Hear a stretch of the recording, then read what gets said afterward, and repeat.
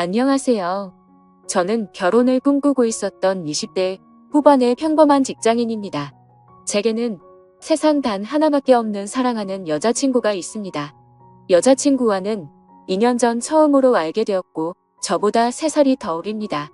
저는 그녀와 당연히 결혼을 생각했고 함께 살 그날만을 그리며 살아가고 있었습니다. 매일 하루하루가 행복한 날들이었죠.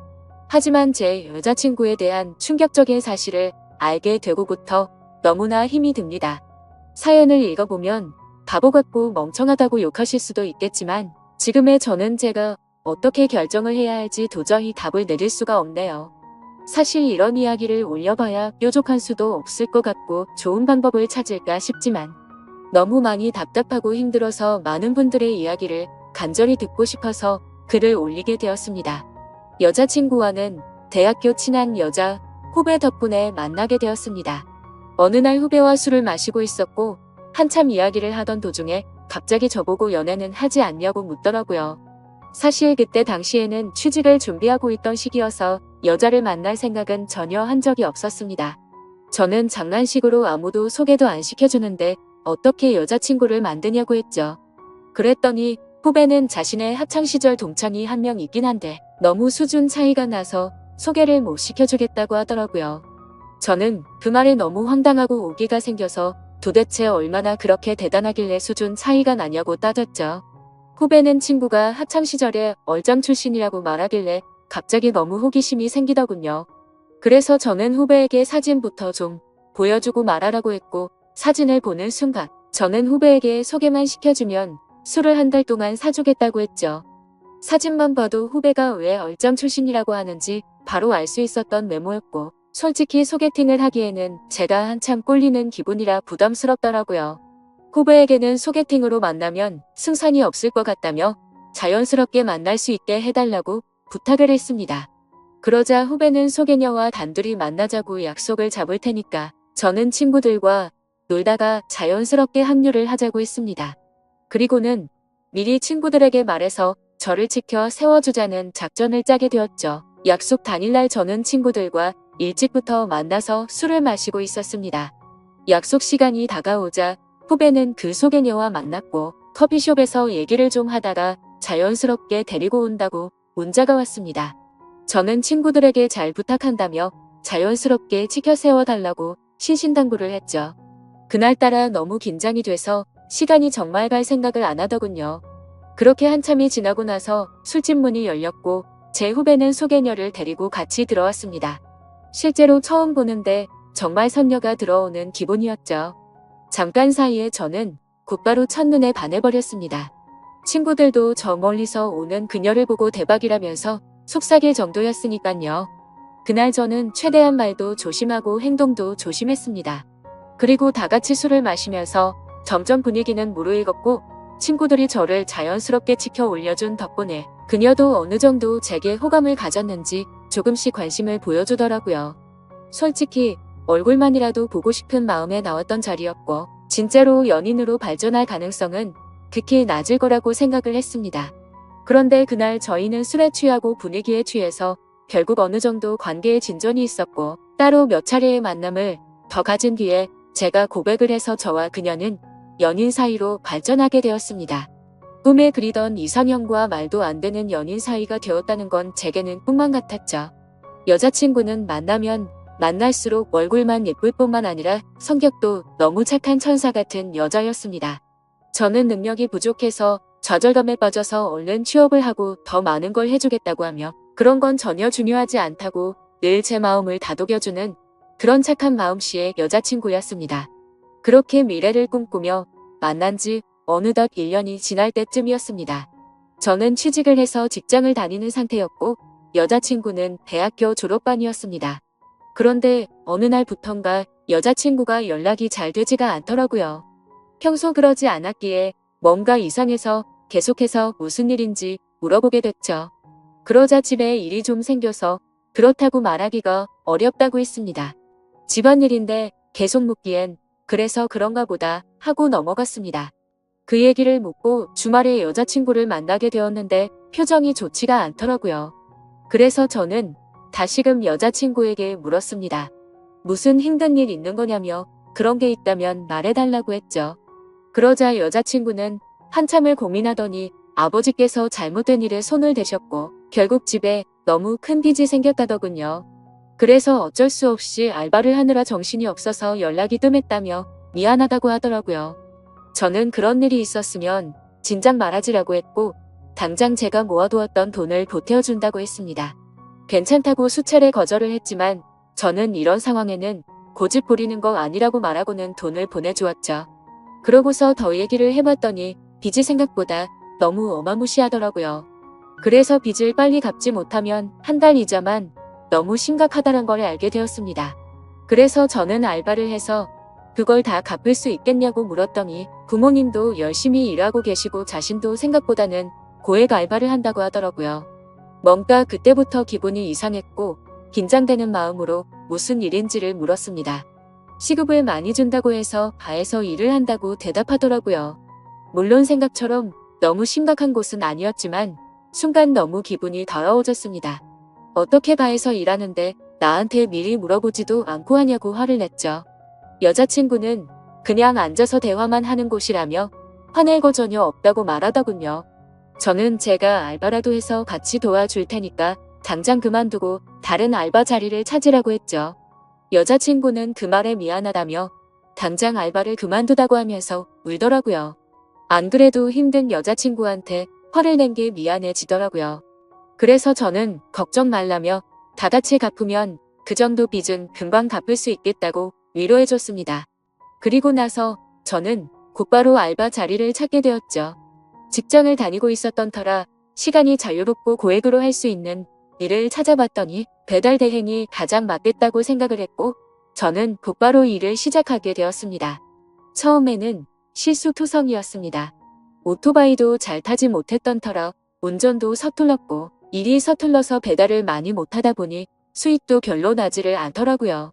그런데 사람은 적응의 동물이라 그런지 배달을 하다 사고도 몇 번 나보고 지리적으로 익숙해지고 나니깐 그때부터는 점점 수익이 많이 오르게 되었습니다. 여자친구는 제가 오토바이를 타고 운전을 하는 걸 항상 걱정했죠. 그러면서 동시에 제게 너무 고맙다고 평생 이 고마움 다 갚아나갈 거라고 하더라고요. 그때는 이런 시련이 저희의 만남에 있어서 더욱 더 끈끈한 사이가 되게 해주고 평생을 살면서 흔들리지 않을 좋은 계기가 될 거라고 굳게 생각을 했습니다. 하지만 그런 긍정적인 생각들은 절대 보잘것없는 헛된 생각이란 걸 알게 해주더군요. 제 인생에서 가장 큰 충격을 받은 날이라 정확히 기억납니다. 문제가 생기게 된 그날은 주말 일요일 저녁 7시쯤이었습니다. 저는 주말에도 쉬는 걸 포기하고 배달 대행 알바를 하고 있었죠. 그런데 제가 처음 여자친구를 소개받던 날 함께 있었던 친구에게서 연락이 왔습니다. 전화를 받아보니 한참 동안 말을 못하고 가만히 있더라고요. 그때는 너무 바쁜 피크 시간대였고 배달통에는 몇 군데를 더 가야 하는 음식들이 있었던 상황이었기에 너무 급한 마음에 짜증이 나서 소리를 쳤습니다. 도대체 무슨 큰일이길래 그러냐고 답답하게 하지 말고 빨리 말을 하라고 했죠. 그러자 친구는 어렵게 말을 꺼냈습니다. 혹시 여자친구가 요즘 어디서 일하는지 아냐고 묻더라고요. 그때 당시 저는 여자친구가 학교를 다니면서 야간에 커피숍 알바를 한다고 들었기에 커피숍에서 일한다고 대답을 했죠. 친구는 너 지금 잘못 알고 있는 것 같다 라고 말하더군요. 평소에 장난질을 하는 친구가 아니었기에 그때부터는 심장이 엄청 두근대기 시작했습니다. 저는 말을 더듬거리며 무슨 말이냐고 똑바로 말하라고 했습니다. 친구는 어제 저녁에 직장 선배들이랑 강남에서 아가씨들이 나오는 술집에 갔는데 복도에서 제 여자친구를 얼핏 본 것 같다고 말을 하더라고요. 긴가민가해서 이 말을 해야 되나 말아야 되나 하루 종일 고민했는데 아무리 생각해도 제 여자친구가 맞는 것 같다고 하더라고요. 그리고는 여자친구는 자신을 못 본 것 같으니 일단은 무턱대고 화내지 말고 진정하고 사실 파악부터 제대로 해보라고 하더군요. 너무 갑작스러운 소리를 하길래 깜짝 놀랐고 기가 막혀서 말조차 나오지가 않더라고요. 한참을 가만히 있다가 친구에게 일단 알겠다고 하고 통화를 끊었습니다. 그래서 저는 곧바로 배달 대행 사장에게 사고가 났다고 말하고는 일을 중단하고 여자친구 집으로 향했습니다. 손이 덜덜 떨려서 운전도 불가능했고 도저히 일을 할 수 있는 상태가 아니었죠. 여자친구 집 앞에서 최대한 침착하고 밥을 먹자고 나오라고 했습니다. 얼마나 초조하고 떨렸는지 여자친구를 기다리는 동안 담배를 거의 한 갑을 폈던 것 같습니다. 한참 뒤에 여자친구와 저는 식당으로 가서 밥을 먹었고 아무렇지도 않은 척 요즘에 커피숍은 바쁘지 않냐고 물었습니다. 그러자 요즘에는 사람은 많지 않은데 가끔 진상들이 있어서 힘들다고 하더라고요. 그 모습을 보니까 도저히 거짓말이라고는 생각을 할 수가 없었고 너무 자연스러웠기에 친구가 잘못 본 건가 보다 라고 생각을 했습니다. 그렇게 식사를 마치고 저희는 둘만의 시간을 보내러 갔죠. 그런데 함께 사랑을 나누면서도 그 찜찜한 마음은 절대 지워지지가 않더군요. 여자친구가 화장실을 간다고 자리를 비운 사이 저는 얼른 여자친구의 휴대폰을 보게 됐습니다. 카톡이나 메시지로는 별로 의심스러울 게 전혀 없더라고요. 그런데 은행에서 온 메시지를 무심코 눌러보게 되었는데 정말 깜짝 놀랐습니다. 돈이 없다던 여자친구의 통장에는 잔액이 1,000만 원이 훨씬 넘는 돈이 찍혀 있더라고요. 그래서 이게 도대체 무슨 돈이지 싶어서 메시지를 올려보니 며칠 전 날짜로 어떤 처음 보는 이름으로 1,000만 원이 입금되어 있더라고요. 그리고 더 올려다 보니 여자친구의 가족분에게 다시 보낸 건지 1,000만 원을 출금을 했더라고요. 그래서 이게 도대체 뭐지 싶어서 계속해서 올려봤습니다. 근데 매월 1일에 똑같은 이름으로 꼬박꼬박 1,000만 원이 입금되었더라고요. 어림잡아봐도 1년 가까이 받아왔으니까 1억이 훨씬 넘는 돈이었습니다. 곧바로 이건 뭔가 심각하게 잘못 돌아가고 있구나 라고 여자친구가 화장실에서 나오자마자 저는 화를 내면서 이 돈 뭐냐며 휴대폰을 들이댔습니다. 그러자 깜짝 놀라며 휴대폰을 뺏어가더라고요. 저는 정신이 나간 상태로 나지막이 말했습니다. 지금부터 나한테 거짓말할 생각하지 말고 모든 사실을 말하라고 했죠. 여자친구는 지금까지 있었던 일들에 대해서 말했습니다. 사실은 바에서 알게 된 사장님이 있는데 그냥 주말마다 만나서 밥만 먹어주며 용돈 개념으로 돈을 보내준다고 해서 이 일을 시작했다고 하더군요. 저는 너무 황당해서 따져 물었습니다. 아무 짓도 안 하고 밥만 먹는데 어떤 정신 나간 놈이 한 달에 1,000만 원씩 주냐고 했죠. 그러자 여자친구는 팔짝 뛰면서 절대 이상한 짓은 안 했다고 하더라고요. 근데 상식적으로 아무리 생각해도 이해가 되지 않았습니다.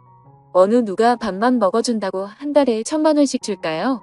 그것도 다 합치면 1억이 훨씬 넘는 큰 돈을요.